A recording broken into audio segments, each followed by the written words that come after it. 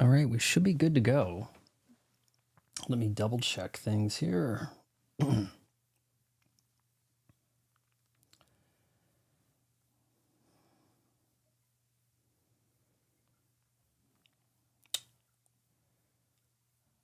Come on, let's do it.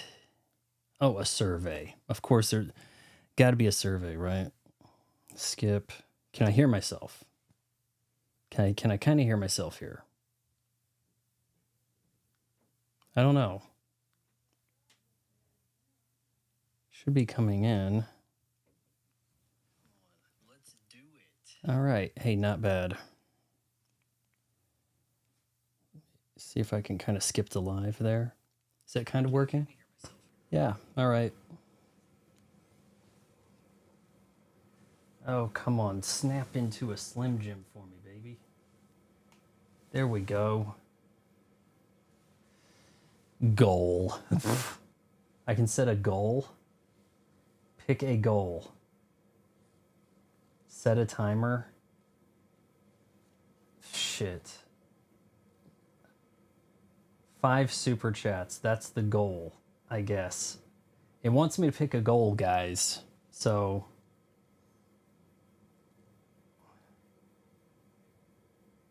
we're gonna do a light blue goal. What? I don't even like the idea of super chats. I find it kind of skeezy.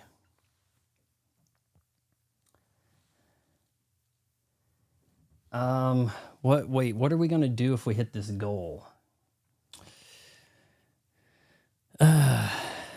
I don't know. Something. Shit. Let's just leave the goal. Hold on. What are some of the get inspired with examples? I'll stream again on Friday. I'll play a rhythm guitar game without any sound. Get 1 extra hour of live stream. Oh, okay. Hey, yeah, you know what? Go another hour.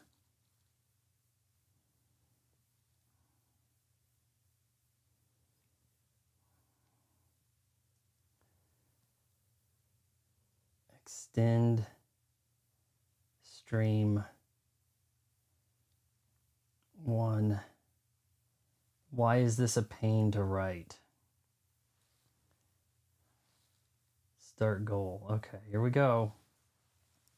We've got a goal. This feels lame. How about we go ahead? We've got a viewer. Let's go ahead and snap into this.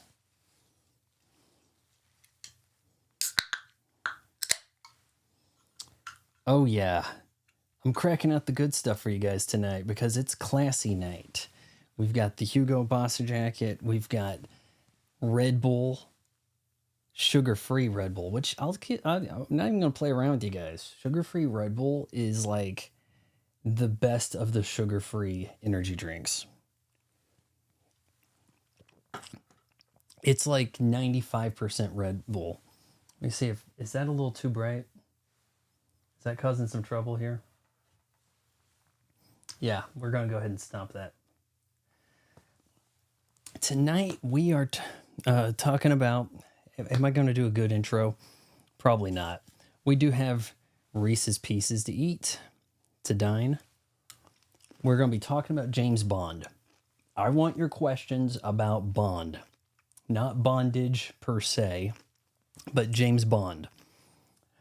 We are hoping to have a good Bond chat. We're going to do a lot of bonding.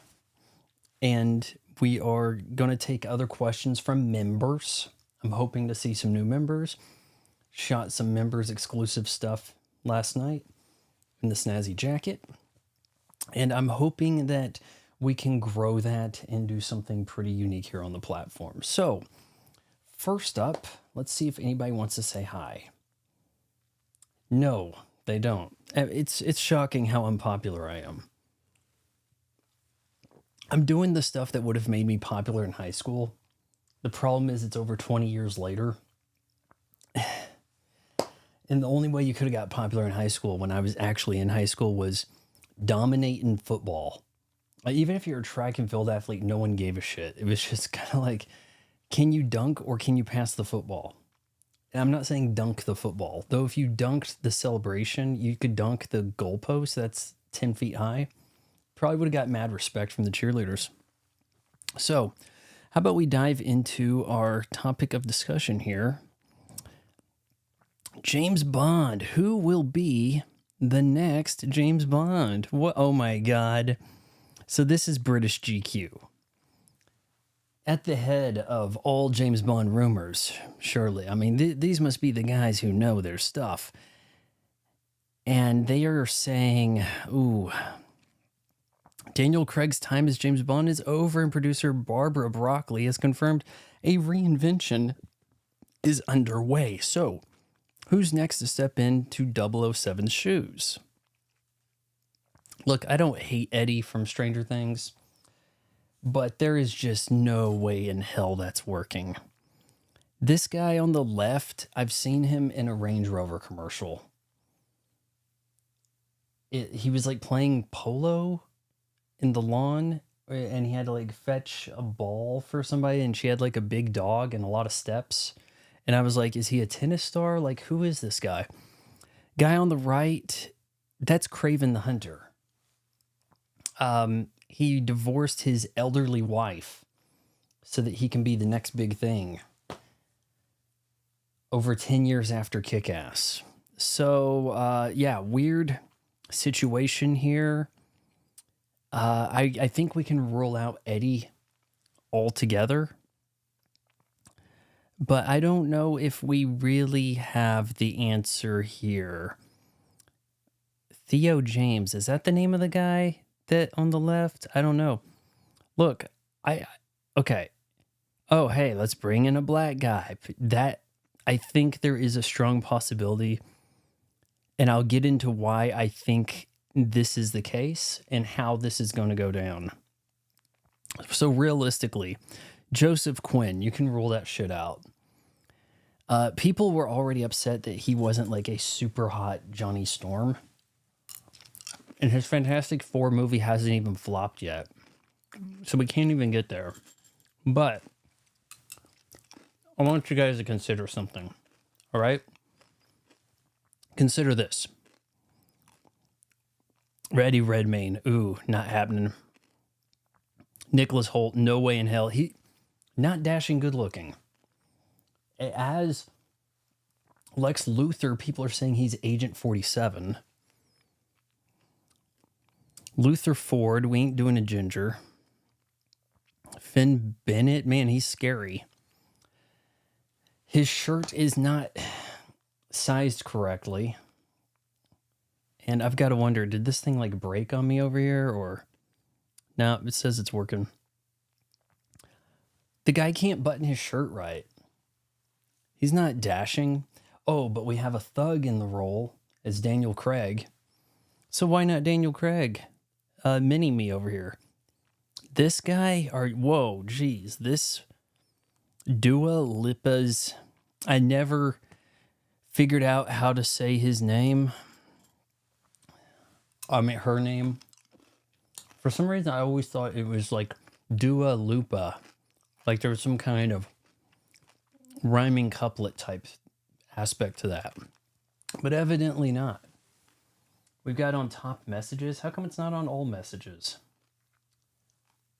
How the hell do I change that? Hold on. If I say, hey, is that a top message?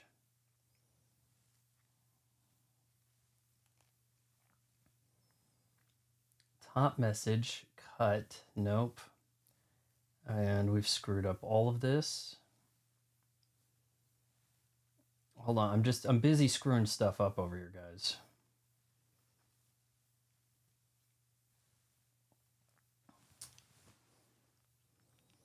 Top messages.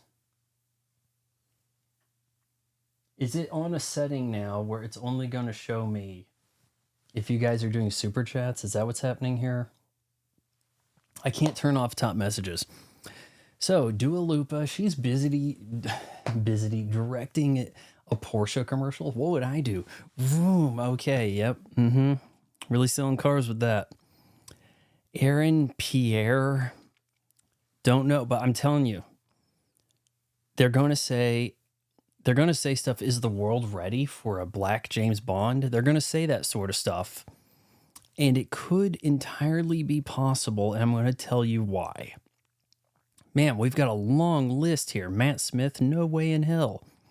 So let's leave this be and just get back here to our basic screen, okay? Daniel Craig's James Bond dies.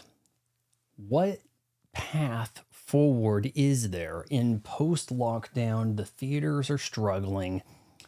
Kids don't go to the movie theaters. We don't have to make things PG-13 anymore. What is there going for us? What can there be for James Bond? Okay? What do we have? Posit this. Streaming. James Bond goes to streaming, giving a new medium in reinvention. From there, they will have the go code to say, now we have a black James Bond. Because when the streaming stuff is over, when the streaming series is over for James Bond, and he gets 5 seasons or whatever, they will then go back to the movies and reinvent it again. And then they could say, oh, well, you guys were mad that James Bond wasn't white. But don't worry, that was streaming James Bond. That guy over there, he doesn't really count.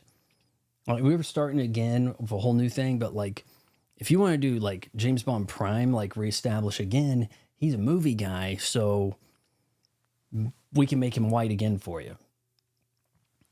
That's the path forward for James Bond. If you want to see the black James Bond, it's going to be black James Bond on the smaller screen. Your phone, your laptop, your OLED, your TV, what have you. Your Samsung curve screen, whatever, with your Barca Lounger. That's the avenue in which James Bond could be black. That's the way they will put it, so that it's the purists can be satisfied when James Bond goes back to the movie theaters in 2030. Now you're so hungry for James Bond. You've been so long without James Bond. James Bond needs to be seen on the big screen, the way it was meant to be. When the Mission Impossible stuff dies down, and we have like our final Mission Impossible at this next movie, we're going to see that there isn't a, oh, well, without Mission Impossible, we can have plenty of James Bonds. No, it's more of a iron sharpens iron type scenario, where without the Mission Impossibles, they're going to be like, well, they couldn't keep milking the Mission Impossibles, and those were making less money. And it looks like we're making less money. We're going to eventually lose money if we stay in this game. So go to streaming. Prime Video, and hopefully it would be a Prime Video series rather than an MGM Plus series, because Prime is going to have the bigger audience for sure, and we know that they can do live stuff if they need be. They've done a pretty effective job with the live football without too many crashes, better than Netflix. But Amazon, being a huge player here, is going to throw down this gauntlet, and they're not going to be like, hey, let's have one movie a year, and this year it's James Bond. They're going to be more inclined to like buff up their Prime subscriptions, charge more for Prime, or even spin off Prime Video, much to the detriment of society. They don't need to be spinning off Prime Video in the way that they have with MGM Plus, or, oh, you only get the 4K high dynamic range shit if you pay extra. We're going to add commercials so that you can pay extra to remove them. They could do that sort of stuff. It looks like they're getting away with it, but I wish there was enough pushback from the public to try to stop them. And guys, I really am trying to figure out why this says top messages. I think I may have screwed something up by setting a goal in the first place. Vaughn started a goal. I can remove goal. Is anyone typing? Shit, guys, type something. Type anything.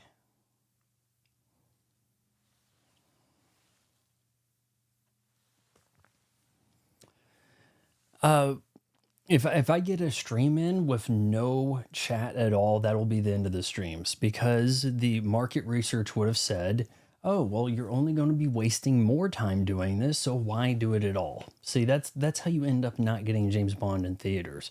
What? They crossed $1 billion on Daniel Craig, but the next guy can't break 700 million? Flop. Let's cast him aside. Let's come up with some reason to call him racist, whatever.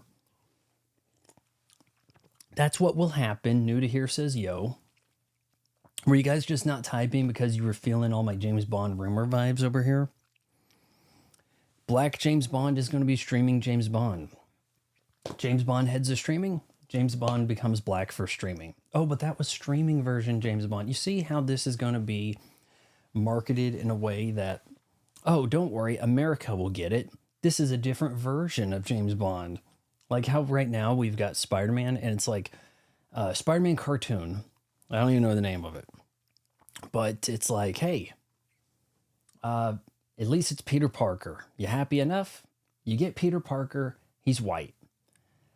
But Mary Jane's Asian. Harry Osborn's black, because Harry Osborn... Oh, hold on. Is it Harry? Norman, the dad. Norman, I'm something of a black guy myself, says William Dafoe, right? You should have said type anything, and I was chill into tunes. You said type anything. Okay, well, that's... I don't have any tunes playing, right? Thought you were having trouble with the stream. I thought it was working. Is this not working right now? I thought this is what working stream looks like, but what do I know? So I want to talk about more James Bond stuff today. You guys let me know what you think about the James Bonds. I will give a hierarchy on my James Bonds. Starting with number 1, or actually maybe we should work our way up from the bottom. Let's see, what is it? Let's see, there's 3, 4, 5, I guess there's 6 movie James Bonds. All right, we're all good. Nice. 6 movie James Bonds. Number 6. And I think you know where we're going with this, because I am so accustomed to leading the way and not getting my goddamn flowers around here. Who was against Daniel Craig before me? Who? Like, what the hell? I told you guys all the problems with The Force Awakens. You didn't realize any of that shit until The Last Jedi? And then some of you, okay, once we figured out that all this was garbage with the Rise of Skywalker, now we can revisit The Force Awakens 10 years later. Force Awakens doesn't hold up. I told you guys Daniel Craig was a problem. He is an uncultured thug hitman. He isn't particularly funny. He isn't particularly suave. His movies have issues. They want to take themselves very seriously at times. And then they want to do something unsafe. Like, oh, we're going to take a real gamble here. Let's kill Felix. Let's kill James Bond. Yeah, I get to be the James Bond that killed James Bond. Great. That's what everybody wants to see right there. The James Bond who gets a lecture from the women in the Me Too movement era. I'm not convinced that his bad guys were particularly good. I cry tears. So what? Can we not act like that guy who's stooping Penelope Cruz, Javier Bardem, is great? Javier Bardem is along with Netflix's insistence on not providing 4K content when I'm paying an extra $5 for 4K. He's standing in the way of me watching Dune 2 on Netflix. Hand to God. This bloated asshole he's not scary as much as he is weird, mentally handicapped like, and he's not particularly good in anything. Oh, but I saw No Country for Old Men, and he's in that, and everybody told me it's good. Terrible James Bond villain. Oh, my plan was to get captured the whole time. I get to be like the Joker. Remember how popular The Dark Knight was? Let's just do The Dark Knight again in 2012, called Skyfall. We already did an M revenge story with The World Is Not Enough, but people didn't remember that. So yes, Daniel Craig, worst James Bond. Uncompelling villains. Some of the worst James Bond movies. And it's one of these things where the modern audience cinema stuff makes you look back and think, what of the past James Bond that we kind of had a laugh at or had hokey effects, is that worse than getting a lecture from the DEI initiative people? Like, pick your poison, right? And now people are siding and they're saying, you know what? I will take the cheesiness, the effects, the bad story about taking over the world. I'll take that as long as I don't get a lecture on politics stuff. And this is what people are doing. New to here says James Bond is goo. I have to be right back soon, but I will be back soon. So I'm here till then. Daniel Craig was goo in the first JB, but it was following the lead of Jason Bourne. The problem herein is that a lot of these James Bonds start off well.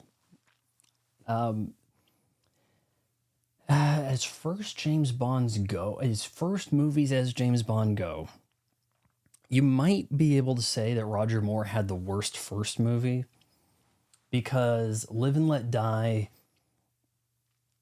has problems, but it has a catchy ass theme song and it has some cool moments. And Dr. Quinn, Medicine Woman, is at the height of her powers.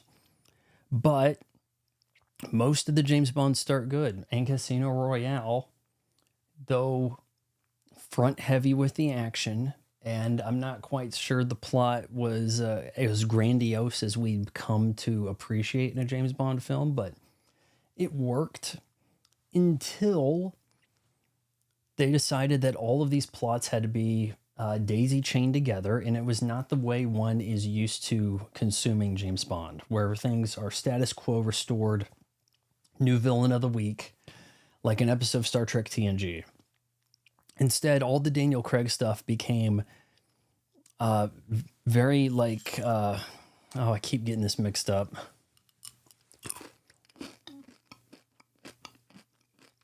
Not standalone. What is it? Shit. Episodic. Is episodic episodic was really more the way James Bond was.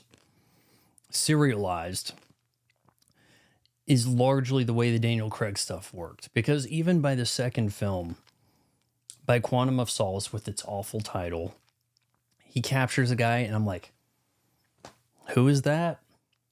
I'm sorry, I didn't know that I needed to get out my glossary to figure out who the James Bond characters were with this one.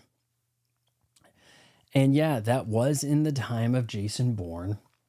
Jason Bourne giving a little bit of that iron sharpens iron for James Bond, right? Like, James Bond doesn't always lead the way. Occasionally, James Bond mimics what's happening. Listen to the musical cues in A View to a Kill, and I hear some Miami Vice. It does happen.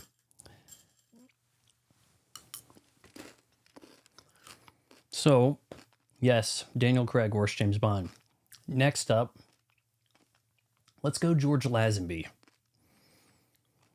And that's not to say that we have, and look, he has one movie, but at least it's a pretty strong one.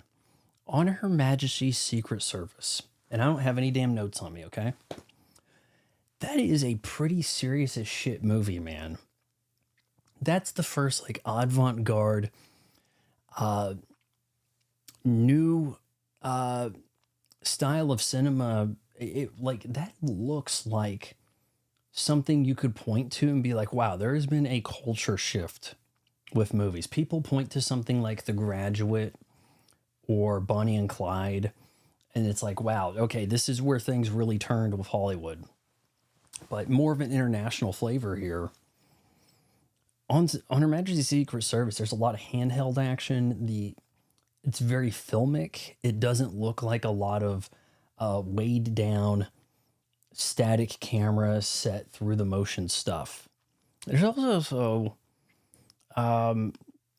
that's the first of the James Bond movies that has the boobies in it. So, and there ain't any denying that either.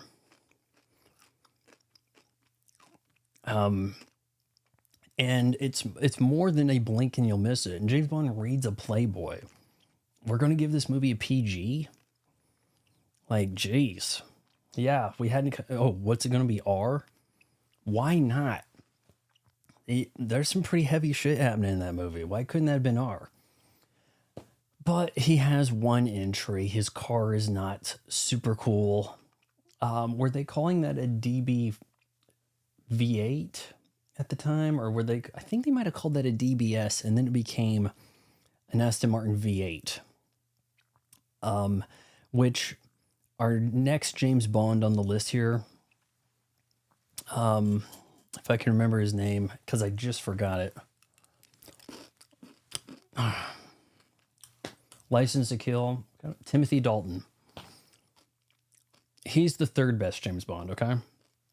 Oh, shit. No, yeah, let's go with Timothy Dalton here. Fourth best. Sorry, I've got ahead of myself. Timothy Dalton has two films. License to Kill bombs pretty hard, and it is more of a revenge flick, less of a suave, you're on assignment, more of a James Bond going off the books type scenario. But again, that Aston Martin V8 gets into play, and it becomes kind of an iconic Bond car, and you even get to see like that version of it come up in No Time to Die. But and that's in oh god, the one with Aha and Olivia Diabo. Is it Olivia? No, Miriam. Mary KK. Oh, okay, hold on here. Why don't you do a dress shirt and tie? If you're going to rock a suit, do it. Because ties suck. And I can't tie them. And it would be even more cumbersome. And I was already late starting this. Do you know how to shoot a gun? I've fired some guns. I've only fired pistols. Nothing full automatic. No rifle or shotgun. But yeah, I've fired some guns. But let's see. I'm trying to remember the name of that first Dalton film. Really good Aha theme too. Shit, what was it? With Miriam Diabo, and she has a cello. At either rate, Dalton had a different kind of look to him. And even when they tried to slick back his hair, it just wasn't really working. Do you have a girlfriend? No. So, License to Kill. I keep thinking of Dance into the Fire, boom, boom. But that's Duran Duran. Geez, what's the first Dalton movie? Mary, we'll get to the hottest Bond girl soon here. I shouldn't have to look this up, guys. Dalton, I'm gonna feel really stupid as soon as this comes up. The Living Daylights. Jesus, how did I not remember that? So, The Living Daylights. Very good Aha theme. one of the better James Bond themes, if we have to get into the better James Bond stuff. We're going through the best James Bonds. Next up on the list, third best James Bond, I'm going with Roger Moore. A lot of highs and lows with Roger Moore. He had one of the better, like, super spy. The Spy Who Loved Me is like that globe-trotting super spy. This is the type of Bond that is going to be spoofed in the years to come. But then we also have Moonraker. We also have A View to a Kill. The Living Daylights. Not the Living Daylights. What was it? Live and Let Die. Like, some of these are not that high a watermark, really. It's weird to think that one of your better Bond movies for him is like Octopussy. So Roger Moore gives you a little bit of that comedy. And you know what? I don't think they were all off the rocker here, and it did take a little bit of time for Roger Moore to bring and lean into that comedy aspect. It really did, because if you look at his earlier Bond stuff, even through The Spy Who Loved Me, it's pretty serious as Bond goes. It doesn't seem like that one's a joke to me. I could be wrong. I think the comedy stuff really starts to get in there with Moonraker. That's the way I see it. Why don't you do more? Who the hell's going to interview me, Mary? Come on now. No one wants to talk to me. It's hard enough to get people in my chat. So let's think about that for a second. So we have our next James Bond, second best James Bond, Pierce Brosnan. Again, there are some highs and lows. Honestly, if we really step back and look at things, he's got one bad James Bond movie. I know Christmas Jones is a part of The World Is Not Enough. And you can't just say, if you remove Christmas Jones, it's actually a pretty good movie. Well, if you remove a lot of bad elements from stuff, it turns things into good too. You remove that one bad game, LeBron James MVP. You can't make arguments like that. These are things that happened. So I would say that Die Another Day is his clear nadir. His zenith is GoldenEye. What a banger. And Tomorrow Never Dies, not bad either. If we're being real about it, Tomorrow Never Dies, pretty decent. I saw that in the theaters. Foregoing seeing Titanic in theaters, saw Tomorrow Never Dies. Not realizing Tomorrow Never Dies also has boobs. Which, you watch it on a streaming service, I think it's on Prime Video right now, it'd be like, he crashes with the motorcycle with Michelle Yeoh, and they go through some house, and this girl's on top of a guy, and stuff is in frame that I swear I didn't recall happening when I saw it in theaters, because I think that I would have remembered that. It has a very strong opening with the missile stuff. It does a little bit of what GoldenEye's doing with the plane's going to crash, we got to pull up. It is kind of similar to GoldenEye's beginning with how he has to catch up with the plane. But GoldenEye, just what a banger GoldenEye is. You pull that up now, it is nice seeing cars actually doing stuff, seeing real fire explosions. The miniatures are acceptable. I prefer the miniature use than what we would have seen in the way of CGI 10 years back, surely. It's nice seeing Bond shot on film. Quality villains in that one.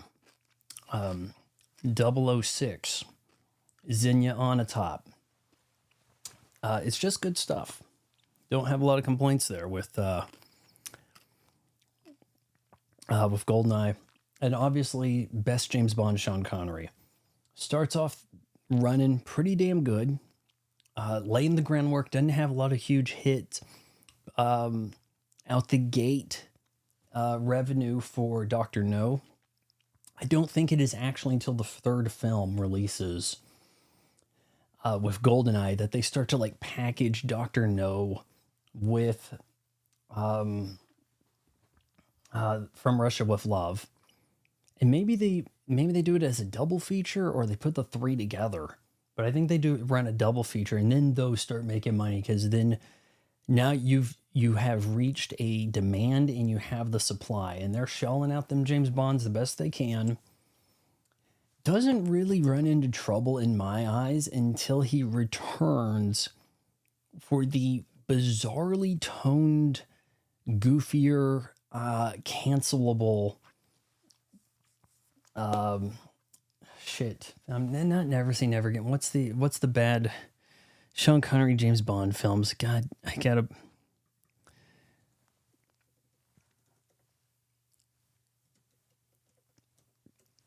Connery Bond movies. What was that bad? Diamonds Are Forever. Oh boy, that one. That is, and he looks terrible in it. That's the thing that kind of surprises you about how bad he looked. And that's only like what, 71 or something? Was that like 70 or 71? And he looks better in Highlander.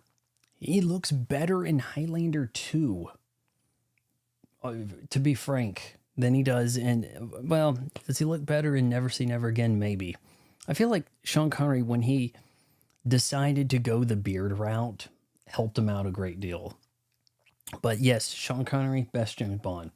Quickly, let's go through the best James Bond movies. There's a lot I would give 3 out of 4 stars to. That is a pretty good baseline for a James Bond movie, but the ones that kind of excel, it's a little tough to say. I can kind of give you my top 2. Number 2, GoldenEye. Number 1, Goldfinger. Do you have to have gold in a title to be a quality James Bond movie? Clearly.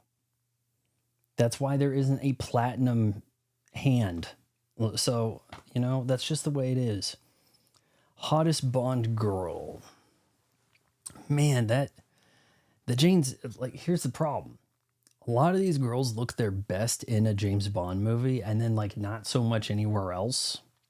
So then how do you judge this so much, right? Is it Jane Seymour? Is that her name? Dr. Quinn Messon? Man, she looks really good in Live and Let Die, but does she anywhere else look, as equal to that? It's kind of hard to say. The girl that played the bad girl in Thunderball, was her name Domino, or was Domino the good one?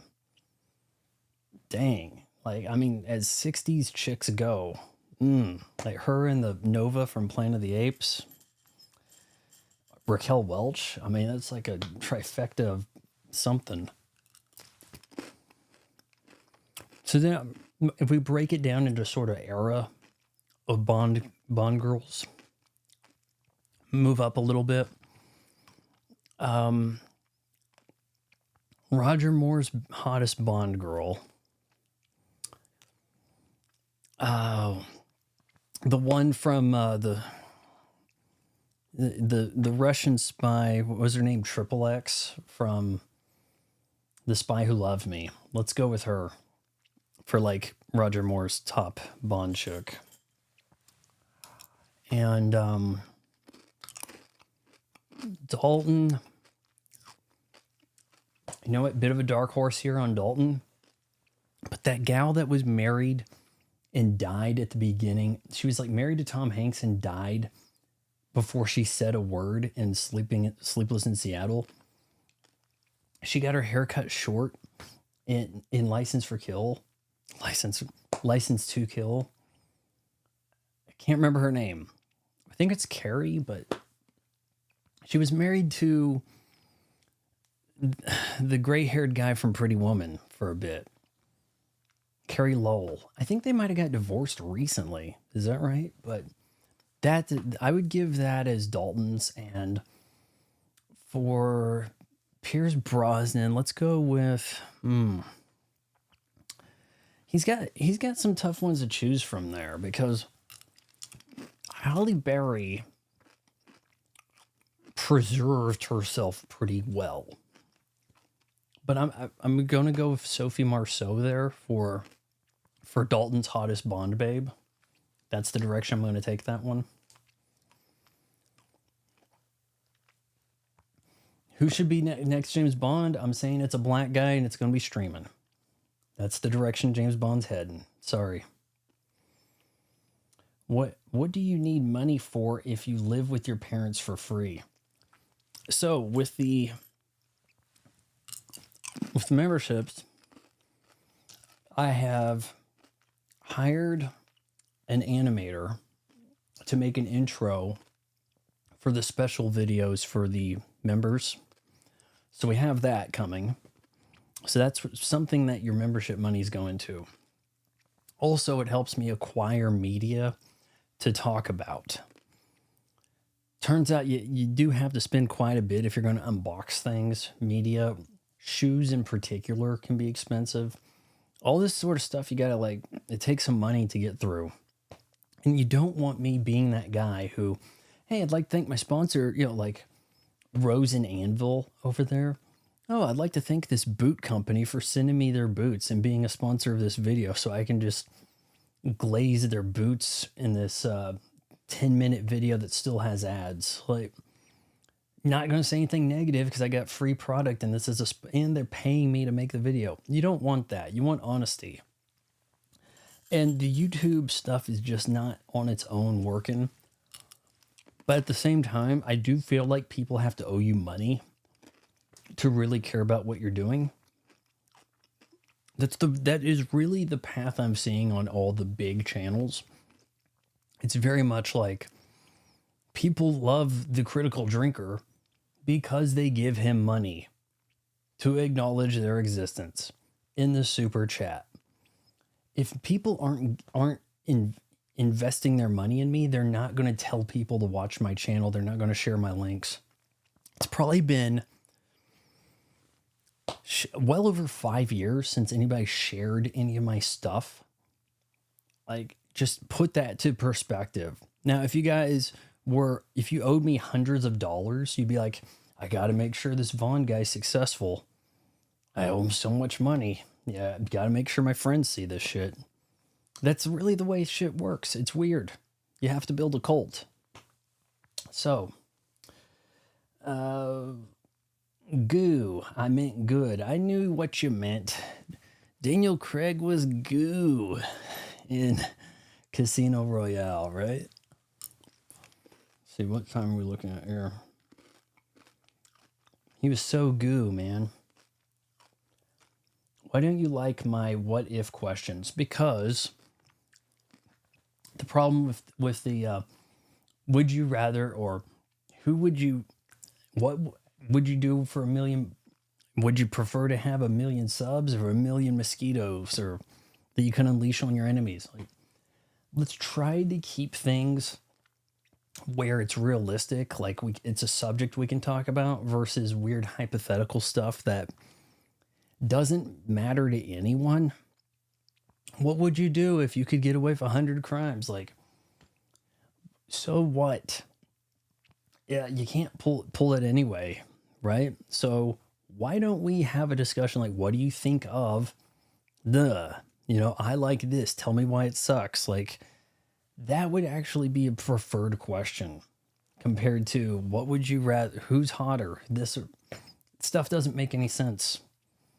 It's what are we talking about here? So, and I gave you my James Bond rumors, casting rumors addressed to that, and what I think is the future of James Bond.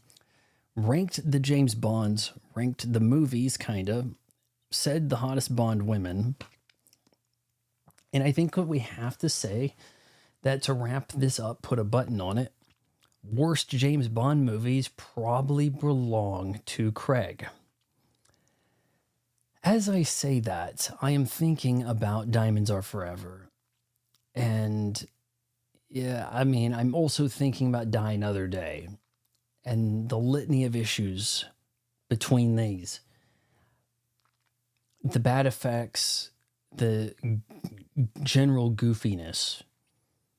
But then we have the Craig films that take themselves seriously and end up being stupid and end up being a lecture. And I just kind of feel that outweighs things. And hell, the Daniel Craig films also have bad music. Do they not? Every song is, once they got in line with the Odell Beckham Jr. Hello from the first down. So, man, her Skyfall thing is just so generic and through a focus group. And then after that, it was all the same garbage. We'll just play basically the same damn song. I can't tell you the difference between them, but they get an Oscar nomination, right? Nosferatu, what's your opinion? I did a video on that. Did not like.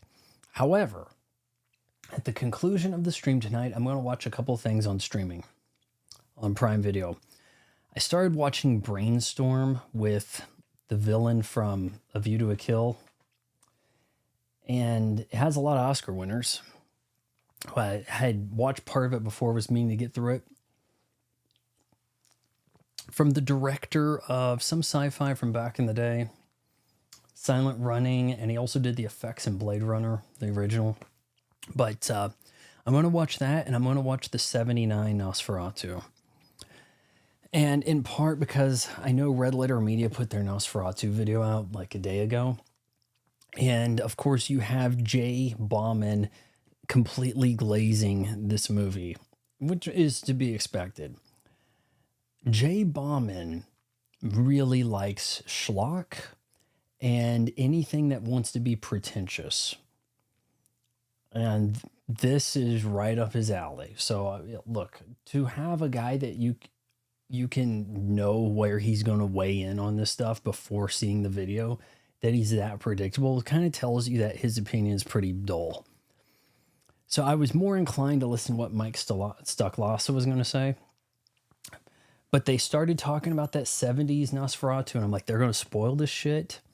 So I better watch that before they say something. So there's that. Timothy Dalton's License to Kill was a snore. No, it wasn't. That one got a lot of play back in the day. It really felt like TBS was like the home of Bond. I mean, there was in the 90s, jeez. They almost couldn't play anything but James Bond over on TBS, man. It was a Bond fest. License to Kill had some alright things happening for it. That TV edit does get a little wink at the end because they kind of like took some liberties cutting away from him running away from the guy on fire you weren't supposed to look at on TV, I guess. So it made for a weird jump cut where like James Bond's over here and now he's away from the explosion instantly and whatever. Yeah, he lights Robert Davi on fire.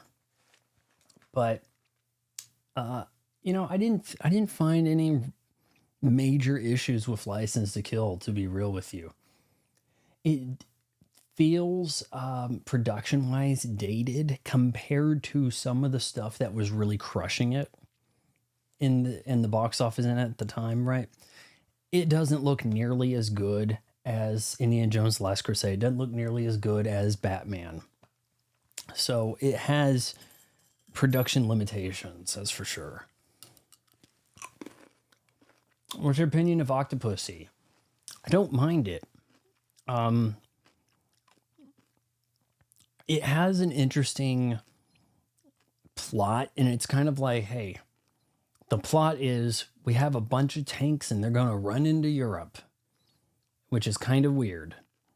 But we also have a unique aspect there with like the Berlin Wall situation. We have, is that the one where I think there's a plane that flies under the building, and they might have done that pretty legit too. He has like a plane he can take on the road, on like the highway, rural highway. The girl with the Octopussy tattoo, blonde chick, and she was like, was she like in the circus? Was she like the ringleader? Is it ringleader of the circus? Wingmaster? she looked pretty good. Like there were some okay things with Octopussy. Man, I felt bad when his Indian helper died, even though I can't remember his name, and that makes me look racist. But it's been a long time since I've seen Octopussy.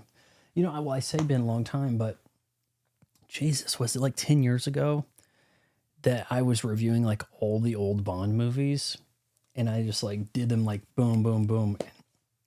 And I think that was one of them. I think it was about 10 years ago. It might have been around Christmas time of 2014, if you can look back. It was a ways back. So, yeah. Does that count as been a long time? I don't know. Was Nosferatu at least good art film? No. I think this is going to be a film that, and look, as the Red Letter Media guy said, oh, the audience found it dull, which means it was challenging. No, a challenging film might be viewed as dull, but a slow, pretentious film might be viewed as dull also, Jay the Dick. Shit. These guys are so damn up their own ass. Like, if you need me to be interviewed, tell these people I'll go on whoever's show. They can interview me. I'm not too concerned about the topic or whatever. I'm pretty well read on whatever. But yeah, if you want me to be on shows, tell them they need me. Otherwise, they're not going to come approach me. They're not going to take, it looks bad. Hey, can I be on your episode? They don't give a shit.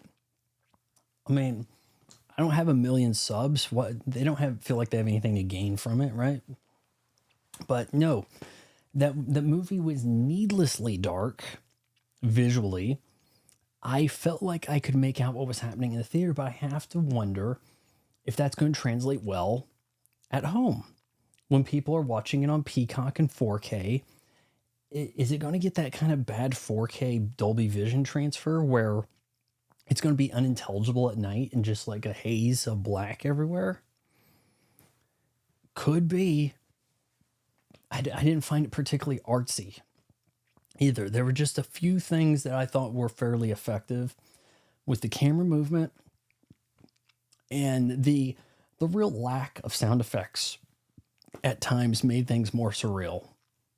And there were some good performances, except from the main people. Bill Skarsgård as Dr. or Count Orlok is horrible. Lily Rose Depp, trash. You have two bad leads there. Even Nicholas Hoult doing a half decent job doesn't bail this shit out. Well, let's reflect on that for a second. TBS was king of late night. No. Up All Night, USA, man. That was the king right there. And pick up the phone. Do you remember, like, you watching Up All Night with, like, Affleck. Ah, man, you know, from Problem Child. And you knew you were on late.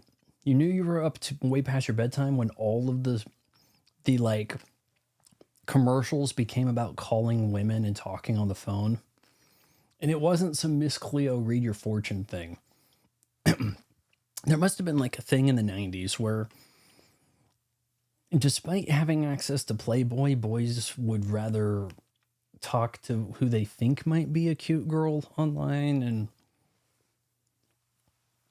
never something I even considered appealing, because it was just sort of like, oh, it's going to be a fat girl and she's going to tell you she's skinny and you're going to believe her.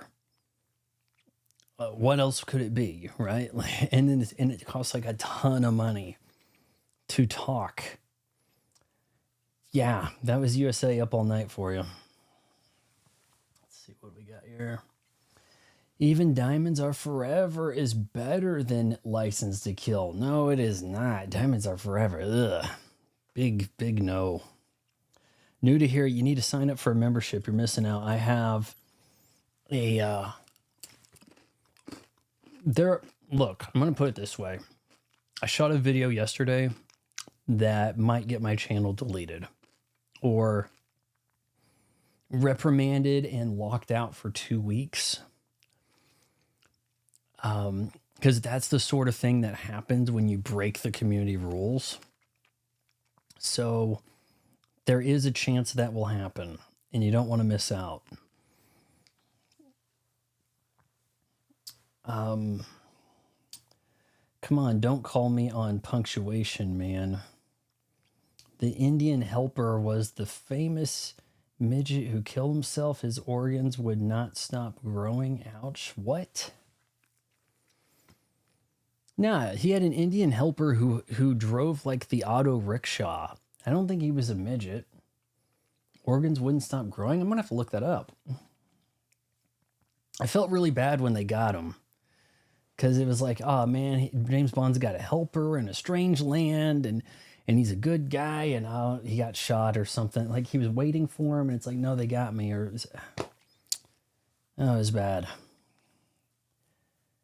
The midget from Game of Thrones wanted to made a movie about the guy? Really?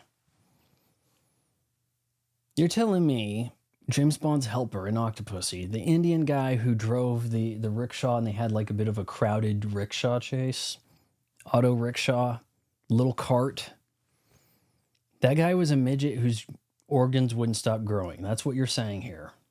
No, in real life, the poor guy self-deleted.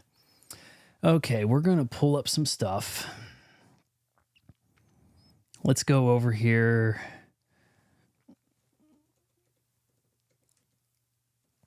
Octopussy cast. Who was it? Was it this guy? Kamal? No. What was the name of his helper? The helper guy. This guy right here, I think. It was VJ. Yeah, VJ. So this guy is still alive, and he's a sports commentator. That's the guy I'm talking about. It was VJ, definitely. Does it say here movie acting? MI6 intelligence operative VJ in the night? Yeah, this. Oh, he was in episode 4 as an unnamed starship. Oh, I remember that part. Yeah. Star Trek episode 4, man. I am tired of the slander that people try to throw at that movie. That's a damn good Star Trek. So yes, this guy is still alive. And for some reason, people keep giving me the wrong information. That's cool. Will the new James Bond movie suck? Vern Troyer is not. Vern Troyer was Mini-Me in two Austin Powers films. It's not a James Bond Indian midget. And besides, you're talking about Indian short guys. Talk about Deep Roy, who, because I recently watched The Neverending Story, if you guys haven't seen my unboxing of The Neverending Story on the channel, by the way, check that out. It's got that lenticular... Remember the cover of Independence Day? How it did that sort of thing, right? And it had the 3D thing happening. Actually, you got to check out the unboxing. I made it as a short, and I have a feeling that shorts don't really get recommended to my viewers. It's kind of a crapshoot with the shorts, but I uploaded a short just a couple days ago unboxing the limited edition from Imprint. By the way, there's going to be a bigger video about this, but Imprint really banged this out, like, man alive. My parents are currently watching the 1080p Blu-ray of the American cut of The Neverending Story, but I watched the international and had some problems with it, to be honest with you. It is 10 minutes, it's probably about 10 minutes longer. It doesn't necessarily feel 10 minutes longer, but it is paced in a slower way. And it's not different music, it is more like less music. So if you remove the Giorgio Moroder soundtrack and all you got is Klaus Klaus, okay? You miss out on a lot of the stuff that hits you in the feels. A lot of it does not resonate the same way. But you get 2 4Ks on there. The international, the American, there's a giant book that's magnetic. It has posters. it has a like post lobby cards, dossiers on Barrett Oliver, and all kinds of crazy stuff. So that video I haven't shot yet, the full video on the Neverending Story release, but that will be something probably coming in the next week. I did yesterday record Life is a mystery, everyone must stand alone, even though there's a duo. I don't know why they chose that song, but you guys probably already watched this well ahead of me, but yes, I finally saw Deadpool and Wolverine. And I've got the steelbook with Wolverine there. I did shoot that, and I'm going to be talking about that. But okay, I mentioned Deep Roy. Deep Roy is the racing snail driver, racer, pilot, whatever, in the Neverending Story.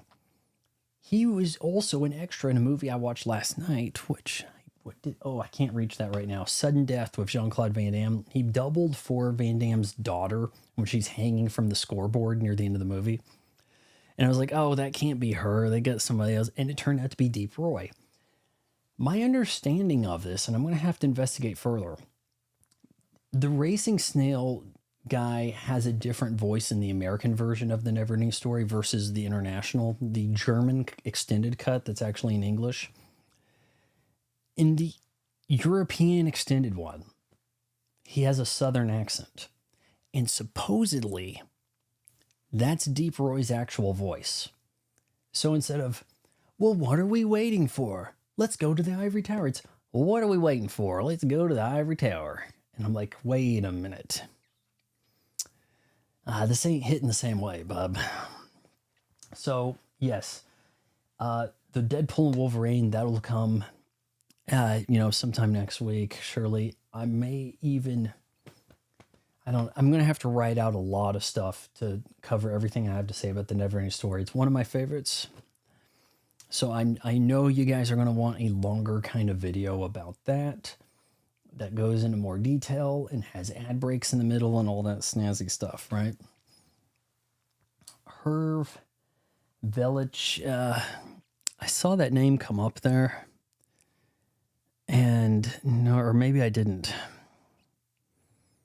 Hervé, Indian midget, you say? I don't.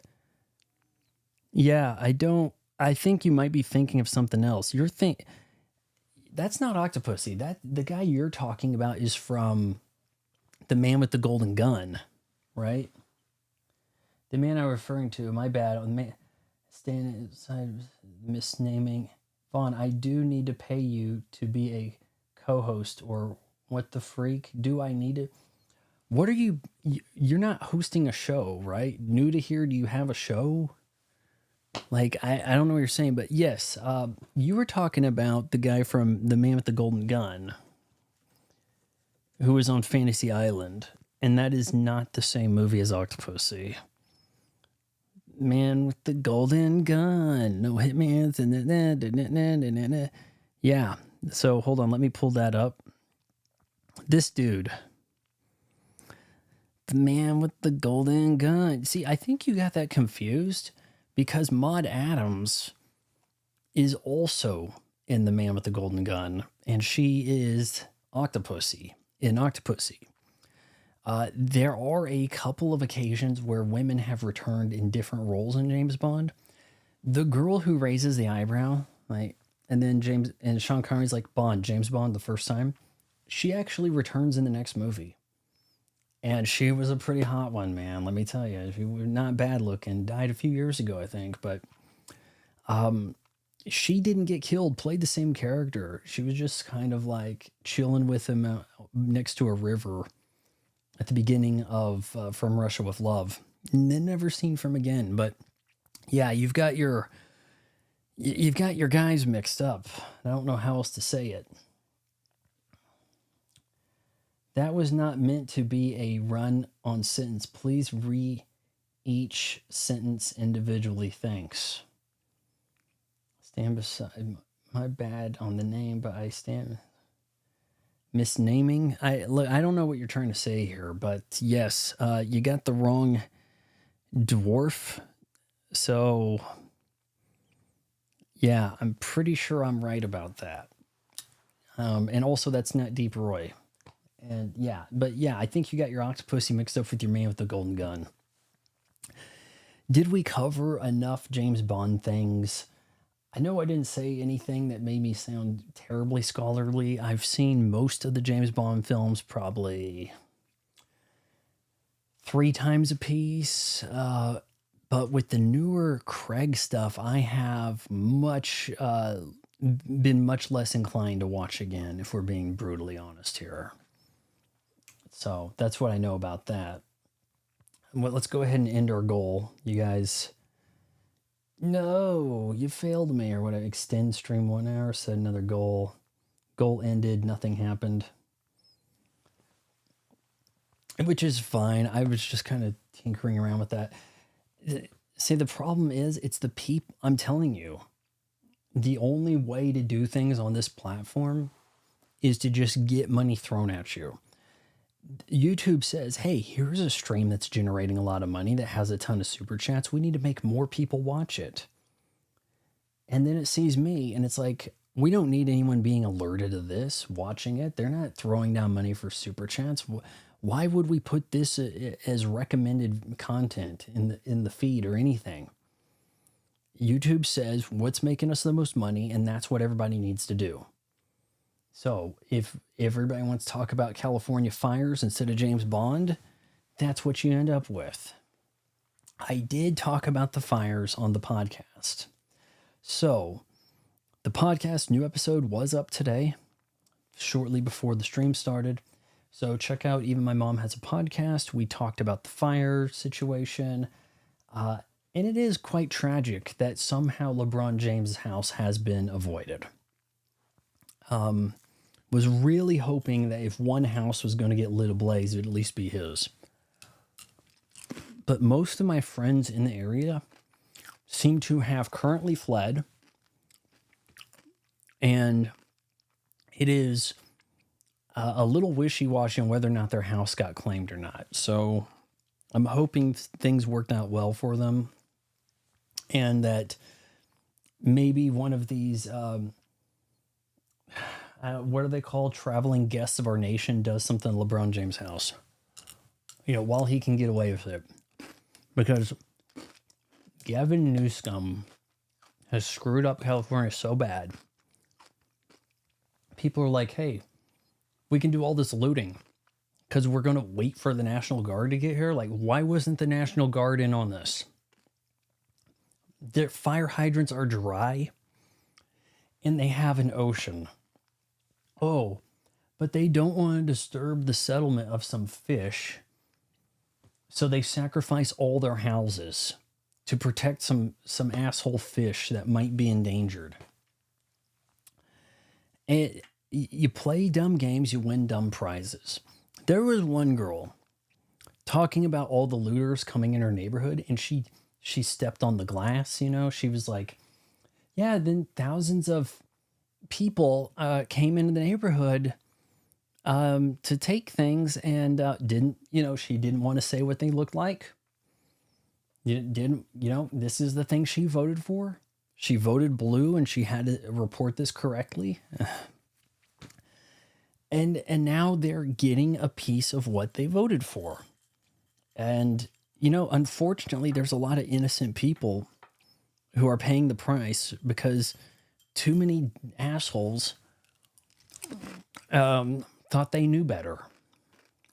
And now this is what you get. So, I think that in the very least, it is clear Gavin Newsom is finished. They may not get a chance to recall him again, but there ain't no way in hell this guy's going to be entertained as a serious candidate for the presidency. He is nuclear toxic, radioactive. No amount of media looking the other way is going to make this look like he attacked the situation.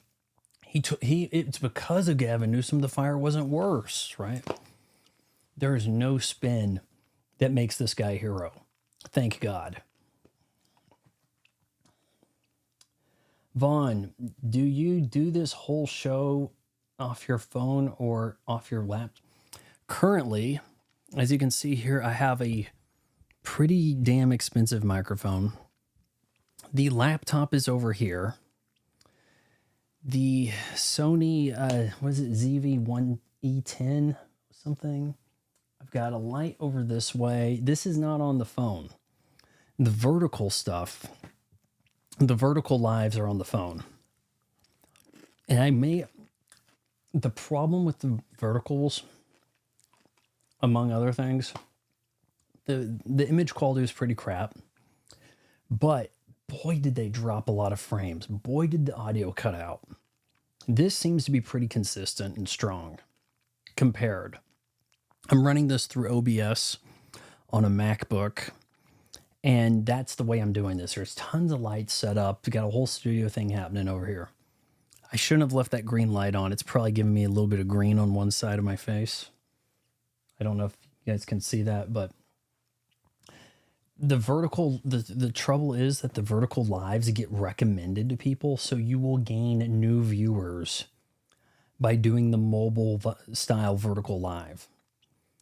This doesn't gain viewers, but at least it's intelligible, it's clear, the picture's better. But you know, that's why when I was doing the verticals, I had 10 viewers, no problem. I had new people dropping by the channel. And this is for you guys. So that because this is so much of a for you guys type thing, I was hoping everybody would be a damn member. But I can't get enough members, so now I'm putting the whole channel at jeopardy by making the risque content, like pushing the envelope for the memberships. And we will see if how that pans out. It could get pretty nasty.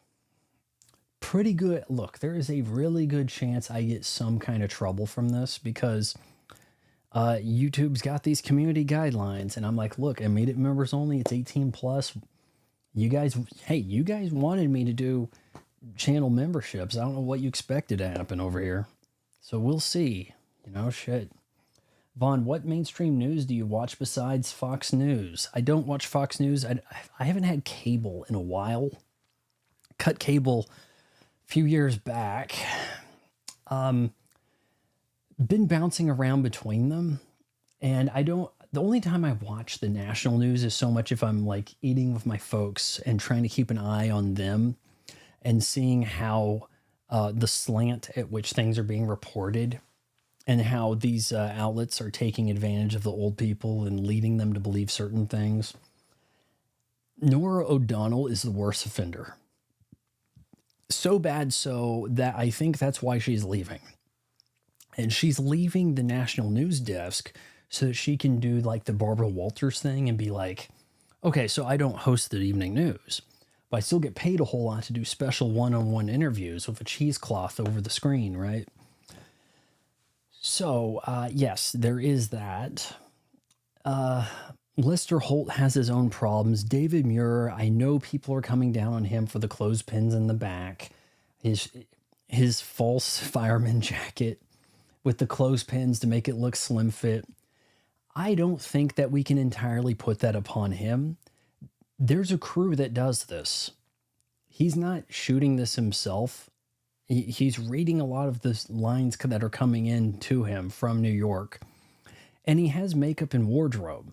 And they're like, okay, hey, hurry. Okay, we got 5 seconds. Okay, get the clothespin on in 3, 2. And that's that. He didn't say, hey, this doesn't fit me. Put some clothespins back there, kind of pull it back for me. I don't think that that's a just thing to come down on David Muir for. Wouldn't you rather attack these people for misreporting a story? Or wouldn't it be smarter to come down on him for actively fact-checking a presidential debate, clearly taking sides? Oh, but the shit, I mean, okay, was he fact-checking them with Kamala? And then, like, Kamala gets to lie about a bunch of shit and she doesn't get actively fact-checked? Would preferably not have moderators involved in this way. But if you're going to get involved, be fair about it. And there was no effort to be fair. So, and I'm sorry I'm eating so weird because like I've got a little bit of tightness in the jacket here. So I'm kind of like, does the jacket look good? That's what I need to know. Yeah. Well, Vaughn, I will send you money just so you stop being a normie. Okay? Send me that money. Yeah, send. I see you. Okay. Eric just got in as I'm leaving. To do to do to do to do to do to do. Okay. Did Vaughn talk about On Her Majesty's Secret? Oh, yes, I did. That is, look, when you guys, okay. Suppose you want to watch in chronological order the James Bond films. When you get to On Her Majesty's Secret Service, you're going to be like, this doesn't look like a James Bond film anymore. This looks like some new age cinema sort of stuff here. Like this is like the very ambitious Bond film, to say the least. The jacket looks decent. Hugo Boss. I don't know if you can tell, but there's like these little square patterns in there that I think from afar it kind of looks. Okay, so here's the thing. I have a slightly darker navy custom jacket that I got for Christmas, and it is a little bit different than this one. It's a solid color for one, but unlike this one, which I'll open this up.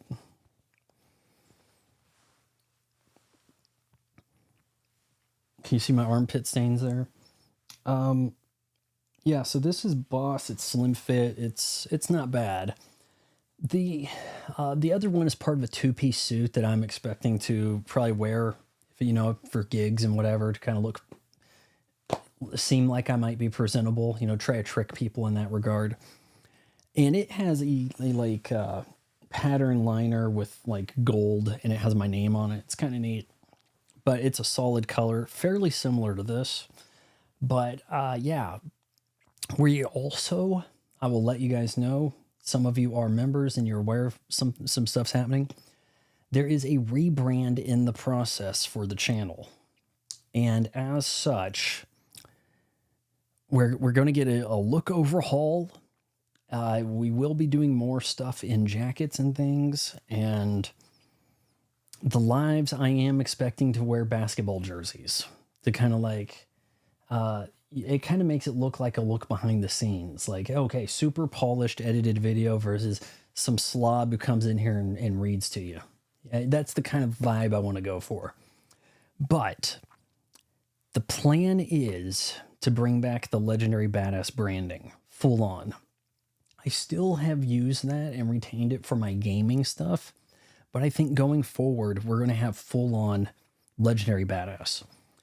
I've also approached a guy to do a stop motion animation for my director's cut versions of video reviews. So some of the edgier content will be less edited down and, pretty risque and not something that's YouTube's going to like without the 18 plus behind it, right?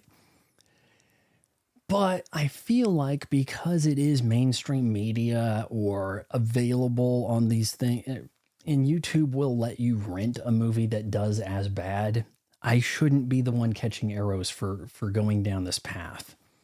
But I'm going to have a stop motion animation intro for that stuff. This is a lot of shit's going down this year. Okay. On Her Majesty's Service is so underrated. I wouldn't know to call that underrated, if only because Lazenby gets called the worst Bond so much.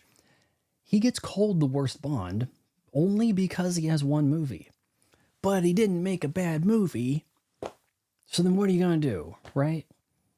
So Daniel Craig, easily worse. Shit. Yeah, people don't throw On Her Majesty's Secret Service under the bus, but then they'll be like, George Lazenby, who's the worst James Bond, right? Only thing is like you're saying, the Bond actor sucks. I don't think he's bad. I think he has a really cool, like, ultra rugged chin thing going. He looks like Um, I think he looks like James Bond. Here's my problem. They dressed him like Austin Powers. It is like they went back in time. They saw Austin Powers, the International Man of Mystery, and said, "Let's dress like that." Because Austin Powers to be spoofing this like British mod scene, and it's like, at what time did any of this exist? And it's like a very quaint period of time.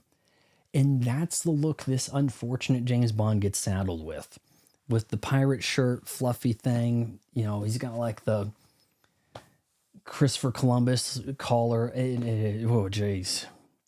They saddled him with some bad wardrobe. Is really what they did him wrong with right there. The Bond actor was also the last one to see Bruce Lee alive. You're telling me? Hold on now.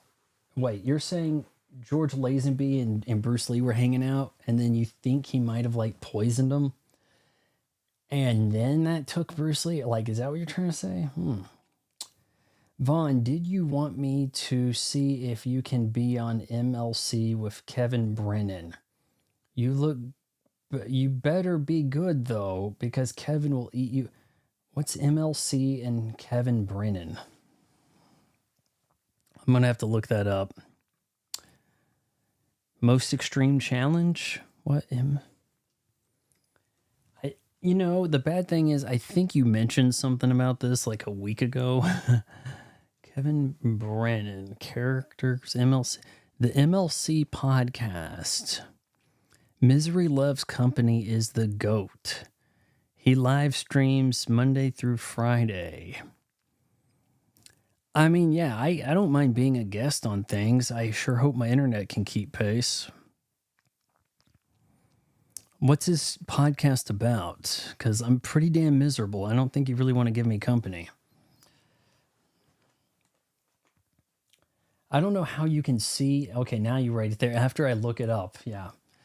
Typical. But so I guess I'll have to give some looks to that. I was going to actually... I have a couple of movies I wanted to watch tonight. I wanted to watch, or at least listen to, Joe Rogan talking with Mel Gibson. So I've got a few things to do this weekend. I do have a Neverending Story. Eric, I think you missed me showing this here, but this is only the beginning of it. Like lenticular 3D effect thing here, but yeah, we've got and. Look, I really hope the imprint issues a non-limited edition of this, just so everybody else can get the standard discs, because the 5 discs here are pretty amazing. But yeah, we're going to be talking about the Neverending Story. I did already record the Deadpool and Wolverine, so that will be coming, no doubt about that. But and you know what? I didn't hate it. I'll tell you guys that much. I did not. No one knows the business better than the business, huh? Didn't hate Deadpool and Wolverine. Actually, hold on. I did. I gave a score to that, didn't I? At the end when I shot the thing. I'm trying to. Usually, I'm really good at recalling what I graded a movie, but I don't want to give it away. But yes, that. I did have my mom watch it also, and she could not handle Dogpool licking Ryan Reynolds in the mouth. Didn't like that. But the way I see it, for $100 million, you might be inclined to let a dog lick you in the mouth. On that note, I think we might be winding things down here. How long have we been going? We're probably looking at about an hour and a half, which is kind of the way we want to do stuff, right? Nude here, do you ever think Don and his multiple channels are your gay stalker? Tragically, I'm no joking. How many, like, cause it seems like Don, and like there's a lot of people asking the same type of things, and it's like, but not all at the same time. You see what I'm saying? Like, almost. I enjoyed Wolverine Deadpool more than Endgame. Agreed. And look, I think that the story for Deadpool and Wolverine, I much prefer over Deadpool 2. And I mentioned this in what I recorded, but to have a movie that doesn't have a story so much as it has a meta story happening, you have a meta character who breaks the fourth wall. It seems very appropriate for Deadpool to be in this situation and tell the story through his eyes. Deadpool 2 is trying too hard to throw in the humor with a normal story. And I felt like Deadpool was grating. I could handle Ryan Reynolds in one movie as Deadpool, but in Deadpool 2, it was too much. It was overload. At least here, I felt like there was more for him to bounce off of, and it worked better for me. And the story, or lack thereof, was more becoming of Deadpool. But I do have problems with other characters in this movie talking in the voice of Deadpool. There are clearly moments where Logan and Cassandra talk like they're Deadpool for the hell of it. It bothered me. So, yeah, let's go ahead and wind this down so that I don't get pit stains on my jacket. Don't need to be taking this to the cleaners. And yeah, I've still got me a lot of sugar-free Red Bull to drink. I am looking at replacing the batteries on my trusty Beoplay Portal headset, which, look, when it comes to the headsets, man, this is the way to go when it comes to playing Xbox games with the Atmos. It's lightweight. Doesn't get your head hot, doesn't get hot around the ears, but the battery life is not amazing, and I'm going to have to replace those batteries on the Beoplay Portal. Had a little talk with Bang & Olufsen today, and they can't reveal if there is any possibility of a Beoplay Portal 2 coming. I don't entirely want to buy a new headset, because I did buy a second Beoplay Portal last year, 2023, and it felt a little loose. And when I was chewing my popcorn stuff, it was just kind of like loose in a way that was bothering me. And now that I think about it, I probably could have gotten out a Hex 6 and unscrewed some stuff and seen if the battery was loose and then tied it down different. But I returned that one, and now the price of them is even higher than it was when I bought that one. So if I can change the battery for under $20, I'll probably just do that. And also maybe even change the ear cups. The ear cups are replaceable. So what else are we saying here? Boy, did I get worried at the beginning with the movie with the Backstreet Boys. I felt like this is Guardians 4. No, I wasn't too concerned about that. Look, I hated Logan, so it was kind of shit to be like, let's try to honor Logan's ending. Oh, he actually did die. But I feel like Deadpool was right. That wouldn't have killed him. They just buried him too soon, dumb assholes, stupid kids. You didn't answer my question. Deadpool is dog shit. Only Critical Drinker style fans like. When did you say that? Do you think Don and his whatever, the blah blah, something, the jacket looks I don't know where you said that. You might have deleted that. Yeah, that is certainly one of those pre-approved. The drinker said we're going to like this, so if we want to keep being on his show, we have to agree with him. It's, the Critical Drinker. Oh man, actually, I was just talking about the Neverending Story. Wasn't Barrett Oliver, wasn't he the kid that could wish kids to the cornfield in the Twilight Zone movie? Am I wrong about that? And that's the Critical Drinker. If you don't agree, you get wished into the cornfield. Let me type that in. Twilight Zone movie cast. I think I'm right about that. I think. I could be wrong. I see Dick Miller. What was the name of the kid? Maybe not. Shoot. I don't want to have to type Barrett Oliver over here, IMDb, but I guess I'm going to have to. Maybe I'm wrong about that. He was in Cocoon, certainly, yes. Dude, if I have to maintain perfect punctuation, every comment, FFS, oh my, okay. So I see what you're saying about the people. Oh, Eric says, I'm a DC guy, so I could give a shit either way. You see, it's kind of like that to me. I don't have a dog in the fight. I liked the X-Men stuff back in the mid 90s quite a bit. I never had an issue with Spider-Man. The Avengers stuff I think was a little more off the deep end, always dealing with like more of a space issue rather than the X-Men felt a little more tangible, grounded. So I was definitely way more into the X-Men, but on an equal level, Batman being a DC thing, totally awesome. I didn't have a personal beef with Superman in any regard, but I did feel like, as quantity of characters go, there were more Marvel characters I liked than DC characters. When it comes to the DC stuff, it's almost exclusively Batman with me. Batman Batman actually having the superior rogues gallery to most comic book villains, it gives Batman quite the edge. So, I mean, it's kind of like, rather than saying I'm a Marvel or DC guy, it's kind of like I'm a Batman X-Men guy. Does that make sense? Is that like the most mainstream take one can have on comic books? By the way, my Hulk 180 is out of reach. I had it out because I had it. Oh, hold on. Do you guys want to see the Hulk 180?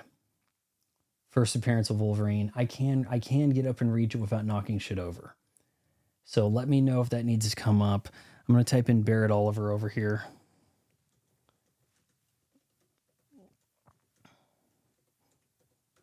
Barrett Oliver IMDb. I think he was in Twilight Zone. No. Oh, hold on. Well, if he wasn't, then who was the Twilight Zone kid that wished in the cornfield? Wasn't he a kid that was also in other kid movie stuff? See, that's the thing that's kind of puzzling to me right there. IMDb ratings. Here, I'll let you guys take a look at this. How messed up is that? 7.3 for the Neverending Story. And then it's like, okay, Cocoon 6.7. There was a Twilight Zone TV show, so he had but I don't think that may not be the same thing. It's definitely not the Twilight Zone movie. But yes, IMDb being really critical of Cocoon for some reason. Jesus. Like, what is wrong with people? And does Cocoon, didn't that win an Oscar for Best Visual Effects? And if it didn't, I mean, it looks pretty damn good. Is it a Jeff Goldblum thing? Like, what's with the shitting on Cocoon? Mentioned Raquel Welch being a hottie in the 60s. Man, her daughter, geez. Looking pretty good in Cocoon, man. That wasn't Barrett Oliver? Okay. Okay, hold on. What are we saying over here? Yeah, I'm a big Batman guy too, but he plays second fiddle to the Justice League characters. I realize Batman truly can't compete power-wise with the Justice League, but I'm not that interested in the Justice League. So, yeah. That wasn't Barrett Oliver. Let's see if it's worth it. Thanks. Yes, please. Okay. All right. So hold on here. I'm going to go grab the Hulk 180. Cocoon is a fantastic film, but it gets bunched together with Batteries Not... Yeah, it does. And I haven't seen Batteries Not Included all the way through, but it does have a similar, like, hey, wouldn't it be interesting if we had old people as the protagonists for the hell of it? Like, it does that kind of thing. I'm going to try to see if I can reach this baby over here.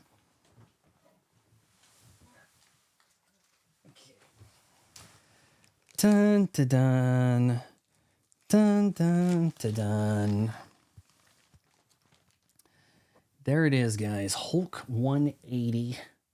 I got this in 2003, shortly before X2 came out, thinking, you know what?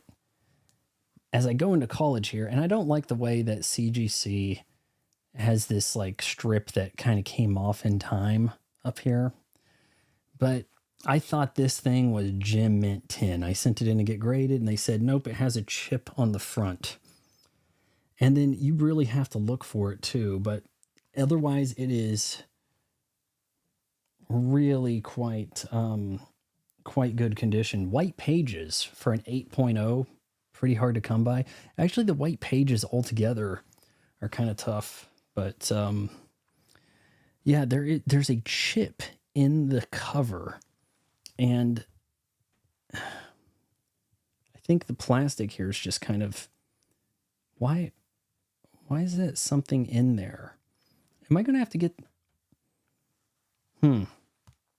This is still sealed, so there shouldn't be anything in here, but it looks like there's debris gotten in somehow or something. I don't know, but yeah, this is kind of like my most expensive comic book, I guess. Actually, I think the price on this kind of went down, and my most expensive is... Okay, look. I do have a Fantastic Four 48 with the first appearance of Galactus and Silver Surfer. But it is trash condition. And even at a fine condition, it might actually be worth more than my Hulk 180. My hope, though, is that people get their heads out of their asses and start to figure out that Hulk 180 is not simply the precursor of the first appearance of Wolverine. It is the first appearance of Wolverine. Hulk 181 is the first story for Wolverine. But I would say this is the first appearance, and as such should be priced higher than Hulk 181. What do you say? Yeah. So, I mean, I feel like time should have come to realize that and be like, no, wait a second. Wolverine shows up at the end of the fight with Wendigo. This is the comic book that should be worth more. And yet somehow people haven't figured that shit out yet. And so Hulk 181 gets all the credit. But I was hoping this was like my Bitcoin. This was like essentially my Bitcoin in 2003. I was like, oh, I saw a lot of this shit coming, because I was like, they're going to be making a lot of these superhero movies. It's going to be like all these superhero movies are coming. We just had a Spider-Man. There's going to be more X-Men, and we're getting an Incredible Hulk coming this summer. Like, all this stuff's really going to go up in price as the movies come out. And probably the best point to try to sell this probably would have been, like in July when Deadpool and Wolverine was hitting. Probably would have been the best time to do that.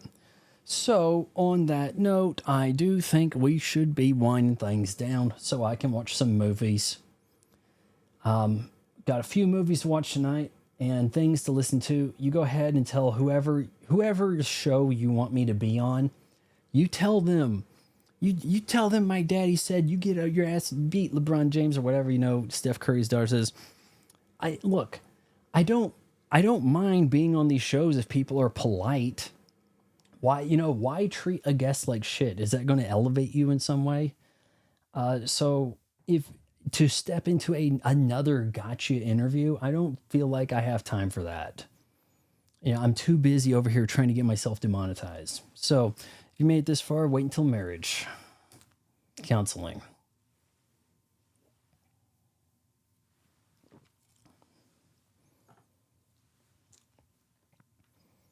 Well, shit. Good on you, man. Yep, Hulk 180. I also have a Secret Wars number 8, the first appearance. It's the origin story of Spider-Man's black outfit to kind of explain Venom. And I have a Killing Joke first print.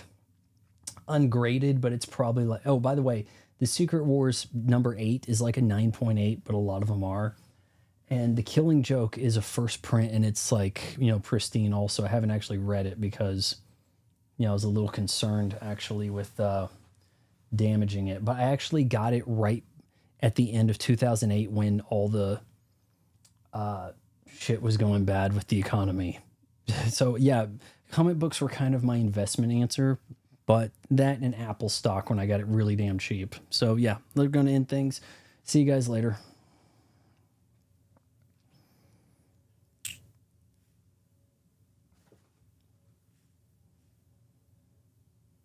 I got to watch over here to see if I give the thumbs up to make sure this is kind of working right. I thought that my monitoring that was a lot.